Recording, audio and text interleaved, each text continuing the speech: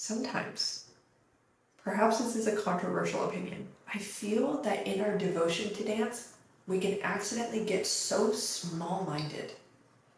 And this, honestly, I do not mean to sound prideful, but this is why I pick carefully what friends I continue to have in the dance world.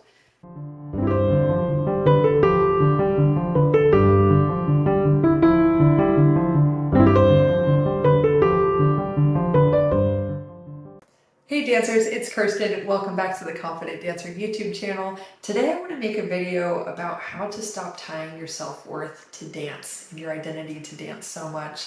This is such a big topic and there's so much I could say about it, so I'm going to keep it somewhat, hopefully abbreviated today and just cover a few key topics that I think can be really helpful if you find yourself feeling like you're on this emotional roller coaster, like everything you do, your performance dictates how you feel each day, how you feel about yourself. That's definitely a sign that your self-worth is tied up in dance. So I just want to give you a few, hopefully quick pointers about how to start releasing that. And of course, if you want more support in this area, that's something I definitely help with the Confident Dancer Coaching Program, my individual mindset coaching program for dancers.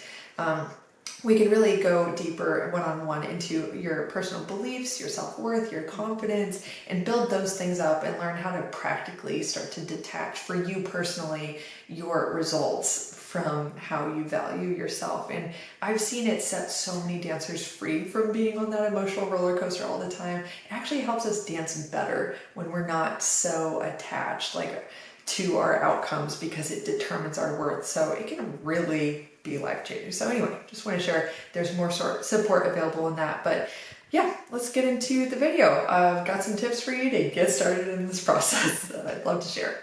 So the first tip, it comes from this Instagram post I made a while back that's really been shared a ton of times, if I might say, kind of went viral-ish for my account. So in this post, this quote that I honestly just came up with, and I was like, oh, you know what, that's true, and I just posted it, is dance isn't who you are, it's a medium of expression in which a part of the real you feels welcome to come out. I'm sorry also if you hear my cat snoring. He's sitting on the desk right here, fast asleep. So anyway, yes, I find this to be really, really true. And when you actually stop to kind of visualize, put a visual to what I mean by this, like dance is just this space, and inside of you, your whole identity, who you are as a person, there are so many facets to that, right? And so many of those facets might feel welcome to come out and dance, and that feels really good. So since we might spend a lot of our time dancing, we start to think, who I am is dance. This is who I am. This is what I do. And if it's who I am, then I want to be good at it. You know, naturally, I think we all have this desire as humans to identify with something tangible to prove our worth, and then we start, because of that attachment, we want to be really good at it to feel good about ourselves, and that ends up becoming very detrimental to us, actually. Why? Because the real you is actually so much bigger than dance. There are just certain parts of you that kind of light up and come out in the studio or the stage, and you might really feel like yourself when you're dancing because those core parts of who you are feel welcome to come out. But I think when you really examine other parts of your life, and this is going to be easier if you do have other areas of your life that you also prioritize and invest in, it's helpful to recognize, like for me personally, a lot of different aspects of myself come out when I dance, and I enjoy that. And to identify what those parts are, the artistic me, the part of me that really feels and loves beauty and feels joy, and I love to share joy, the part of me that loves community and connecting with other people, the part of me that's ambitious and I love achieving and pushing myself, the part of me that at best loves excellence and at worst gets really perfectionistic and rigid. That part of me loves ballet, okay? So recognizing, okay, those parts love to come out there, and that's cool, but there's actually a lot more to me. And so dance is just a cool place where I can celebrate that and still go home at the end of the day and realize that the part of me that is a sister and a friend and a business owner and so many other parts. And also, like, personally, my faith is very important to me, and that really grounds my own sense of self-worth, because I truly believe, and this is kind of another point, if you do have a spiritual background or a particular faith that you follow, I hope that you believe that you were created with purpose and that you have inherent value. I think that's a belief that's quite just kind of taken for granted in our society, but that actually came from a spiritual place, a religion. So yeah, I think we all hopefully can agree that you have inherent value. Even people who don't believe that in a religious sense, or that belief doesn't come from a religious framework for them, we all have a sense of morality that indicates the truth that deep down we do believe that we're all made with inherent value.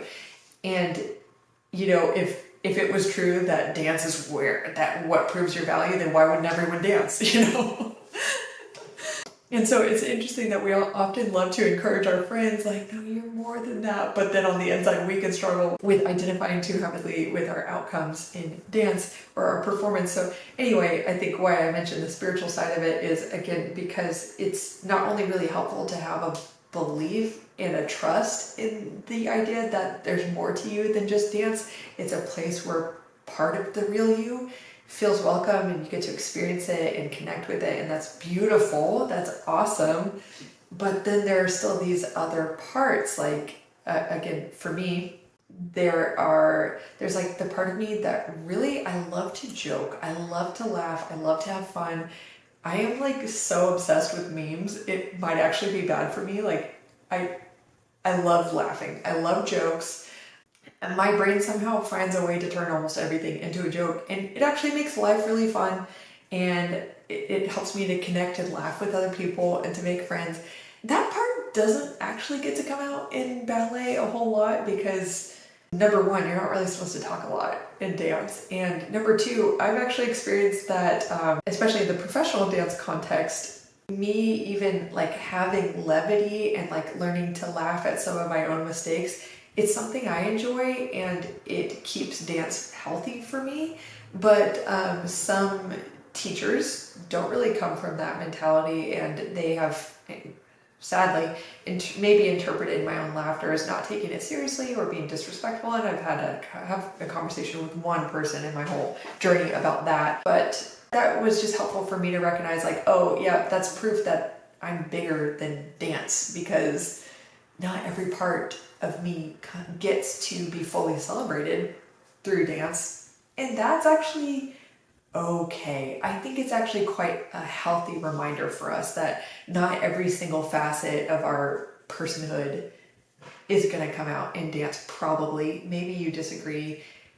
I would say maybe it's worth exploring. If you disagree, are there other parts of yourself you're not exploring? Like for me, the deeply curious, philosophical, almost academic, nerdy side of me, it definitely can come out in dance, but I like to be philosophical and nerdy and academic about a lot more things than dance, and I find that I always crave diversity of thought. Like, I'm just a person where maybe some would call me multi-passionate, but I don't. I can focus all in on one thing for a while, but then I start to feel like, okay, there's something else creatively, personally, intellectually, spiritually, there's something else. So yeah, that part of me that's like extremely curious and wants to adventure and see the world and all these things, like sure, I can experience that through dance. I'm sure I can, and I have. Like, I've gotten to travel the world for dance before, but yeah, I think it's just a good reminder to also just not put all my eggs in that basket. And so hopefully for you, a tip for you, I share those examples to say that perhaps explore other parts of your life and notice what aspects of yourself tend to come out in school, in your friendships, in your family, in your time by yourself, in your other hobbies, and just appreciate that you get to kind of come home to those things when you're not dancing, and hopefully it can kind of balance out how you perceive the value that you have, and you can start to more easily detach that from your personal performance. So personally, when I'm coaching dancers through helping them to find their self-worth in something outside of just dance and their achievements and performance, I do help them to go through that exercise of listing what parts of themselves tend to come out and be experienced through dance, and then what more there is to the other parts of themselves that don't come out so much in dance.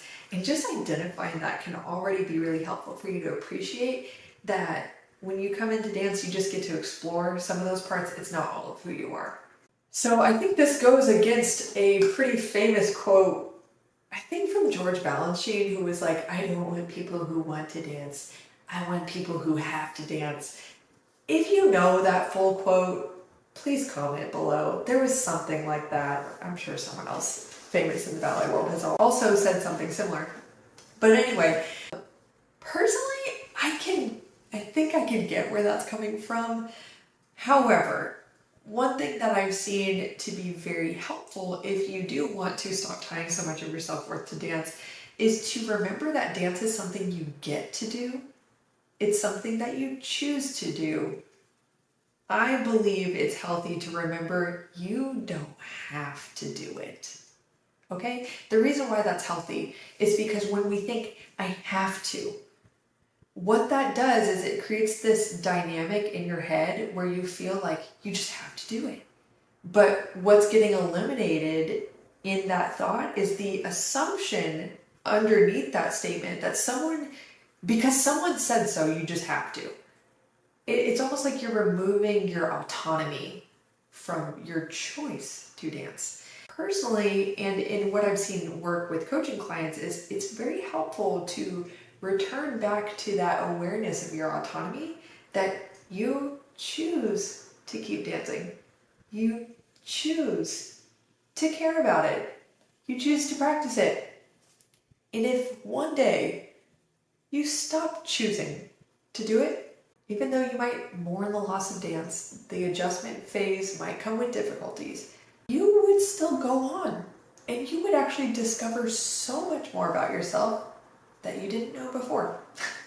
And so much more about life, okay? And so sometimes I think it's really important to remember that the dance world, especially the professional dance world, I'm gonna go on a little rant for a second. Sometimes, perhaps this is a controversial opinion, I feel that in our devotion to dance, we can accidentally get so small-minded. And this, honestly, I do not mean to sound prideful, but this is why I pick carefully what friends I continue to have in the dance world. At this stage of my life, I don't really connect well with people who feel like dance is life, dance is everything, it's all that there is. Why? Because I don't believe that. I don't connect with that. I think dance is wonderful. It's a gift. It's beautiful. I choose to do it. I love to do it. It's still a huge part of my life. But I think it's quite small-minded to think and believe and act like it's all that there is. Now, hear me out. That doesn't mean that if someone is a principal dancer in a big company, their life is going to look like dance is all that there is. But what I've seen in the dancers I've talked to who are principal dancers with some of the world's top companies, I've gotten to talk to them. Sasha DeSola from San Francisco Ballet. I've also gotten to talk to Megan Fairchild, New York City Ballet. Okay, I've talked to them. And what I've gathered from them, even if you go look at Megan Fairchild's Instagram, she is actively living successfully in dance. She's obviously created success, and she lives as if there's more to life than her. She's a mother. She's gotten her MBA. She's written a book. Okay, I'm not saying you have to go do these things, but typically what I've seen is that the dancers who create success but then burn the heck out is their whole world and identity got wrapped up in dance, and eventually it consumes you. It consumes you. It's not at all sustainable. It's not. It's completely self-destructive. That's what I've seen. And so even the dancers whose lives look like it is all about dance, they have to find outlets so that they honestly don't lose it. That's what I've seen, okay, in talking to these people. Are there exceptions? I'm sure, but that's what I've seen. My next tip is to practice having a giving and receiving relationship with dance. Okay, so Here's what I mean by that. So often we just give, and we are focusing on doing. That's our whole mentality in dance. We are trying to do it well, accomplish, push, improve, impress. It's this very doing kind of energy and mentality. And very rarely do we stop to ask what we're receiving from it. Very rarely. I don't think I've really ever heard a dancer stop to ask that, just on their own without prompting. So when I say have a giving and receiving relationship with dance, recognize that I think Wendy Whalen's quote, I'm going to paraphrase here, but she said it in her film, her documentary, Beautiful Creature. Good documentary. I would recommend it. I watched it years and years ago. But she said something like, at the end of your career, you'll realize that dance could never give back to you what you give to it. She said something along those lines. And what I got from it is, yeah, oh my gosh, she's right. Dance isn't a person. It's not a sentient being. It doesn't have an ability to love you back or to give. It's just this thing. It's a lifestyle. It's an action. It's an activity. It doesn't possess the ability to love you back. So as much as you give to it, you need to own that you're making the conscious choice to give to it. And then you get to ask, what is worth it for me to give in proportion to how much I'm receiving back from it? And you get to decide what kind of giving and taking or giving and receiving relationship you have with dance. And also, you can still keep giving a lot, but then choose to receive more good from it by actually taking the compliments that people give you, letting yourself enjoy class instead of always doing it to impress someone else. Dance to enjoy your own skill set sometimes, okay? Or go on stage and consciously choose to have the intention to really enjoy it and not just to be like, oh, I hope I was perfect and then I proved myself to everyone. Sometimes the biggest gift you could give to your audience is having a good time because they feel that and it helps them have a good time, okay? So those are ways that you could start to receive more to balance out all the giving that you do to it. And I find that helps you to, again, come back into that position of autonomy, like I choose to do this and I practice it. It's not who I am. And that's really, really important. The next thing to remember is that though every single dancer deserves fair treatment and just common respect and dignity as a human being, it's not anyone else's job to validate your self-worth. It's not. And I do think it's on us as dancers to not expect other people to do a job that's not actually their job, okay? It's not the audience's job to make you feel valuable or lovable. It's your choice to give what you do on that stage. It's not a teacher's job to make you feel great about yourself all the time, though they have a responsibility to create a constructive working environment or training environment for you. Not negating that. It's definitely their responsibility to not degrade your self-worth. Okay, that's a whole other conversation.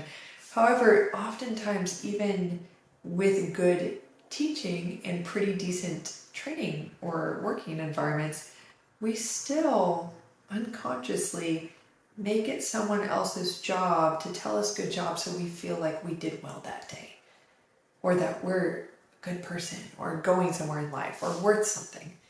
That's not their job. And so it's actually unfair to yourself and to them to expect that of them. So keep that question in mind of what is in their job description, okay? To help coach me, to do a good job in this piece, to run rehearsals, to teach me technique. Be thoughtful about answering that question. What is their job and what is not their job? What is my job here? Okay? That clarity is really, really helpful so that you're not walking around projecting onto other people that you should fill this hole inside of me. You should help me. You should make me feel a certain way. When you stop expecting things of people that is not fair to expect of them, life actually gets a lot easier, I think. There's less emotional turmoil and a lot more clarity. And then maybe you stop blaming other people for making you feel a certain way. Obviously, this conversation, what I just said, can be taken out of context and it can sound like I'm condoning bad behavior or teaching practices. Not at all. I just mean If you're putting someone on a pedestal to have their comments fulfill emotionally your own self-worth or your view of yourself, then you're giving that person too much power, okay? And that's not their fault, okay? Again, we all have responsibilities here. It's leadership's job to be good leaders, but it's not your job, not their job or dance's job to help you like discover yourself and your worth as a person. That is an outside job. That is your own journey.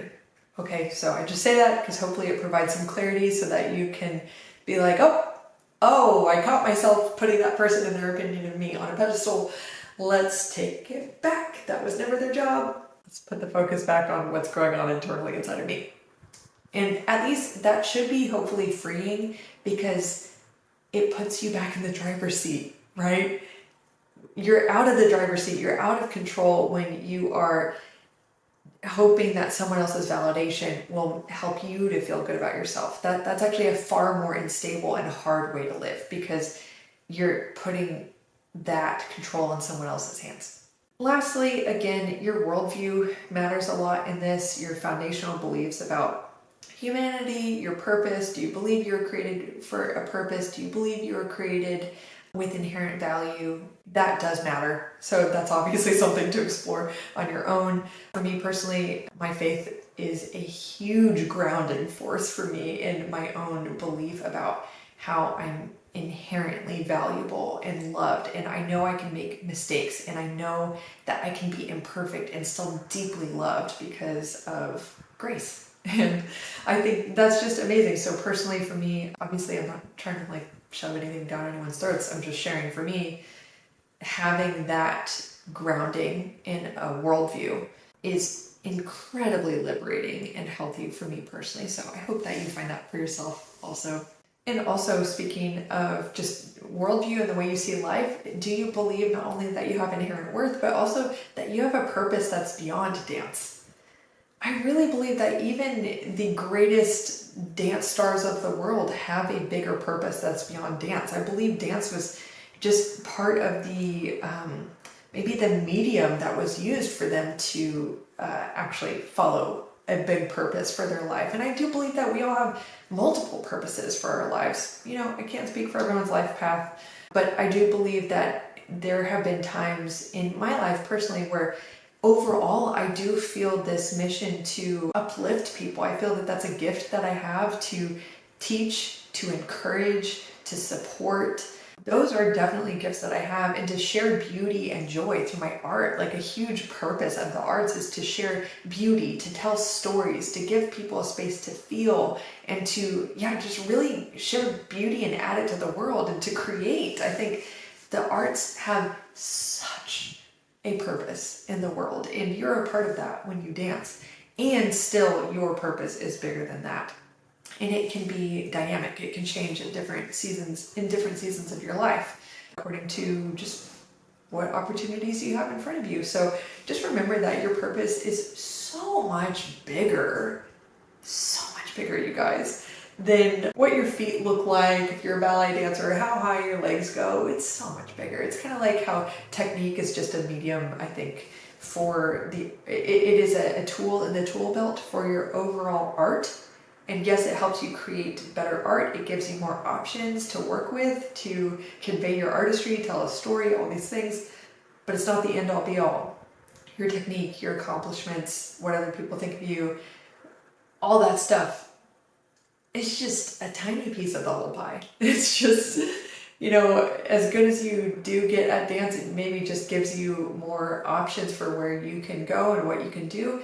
But your purpose, again, is so much bigger than what you accomplish or what you look like, to the point where I really believe have you guys ever seen those videos? Maybe they're kind of old on YouTube of like people dancing who have been amputees, like they're missing an arm or a leg, or, some dancers, like I saw this one Facebook video of this lady who's on point. She's like 80 something. To be honest, it's like not great dancing and it looks incredibly unsafe, but there's something that just inspired me to the point of like tearing up when I watched this video, because I'm like, this woman is just inspiring us and showing us what's possible and like breaking boundaries and all this blah, blah, blah. And it's beautiful. And so obviously her purpose and what impact she had was so much bigger than the technique. If it was just up to technique, accomplishment, and what she looked like, no one would notice. But we have a purpose and something beautiful that we can do through our art that's not directly dependent of how good at dance we are. Okay, you can honestly be a really bad dancer and still share joy. You can still encourage your classmates. You can still really receive so much encouragement from the act of dancing, even if you're really bad at it, that you go into your other areas of life and just have more vitality about you. And you're more yourself and more lit up just because you dance, even if you're really bad at it. So I think all these examples prove that we're so much bigger than what we look like. So anyway, I could just keep going on and on and on with this pep talk. I'm going to stop there. I hope it was really encouraging to you. Please let me know what you think in the comments. And again, if you want support in really detaching your self-worth from dance and building authentic confidence that helps you to enjoy yourself to the fullest as you dance and also dance to your fullest potential, then I'm absolutely happy to help you with that in the Confident Dancer coaching program. Yeah, that's something I'd be happy to offer. So just visit the link in the description, go to theconfidentdancer.com, learn more about my coaching services there, and reach out. And apply for a free 30-minute consultation to discuss working together if you are interested in seeing if it's a good fit for you. So anyway, thank you so much for watching, and I will see you next week. Bye.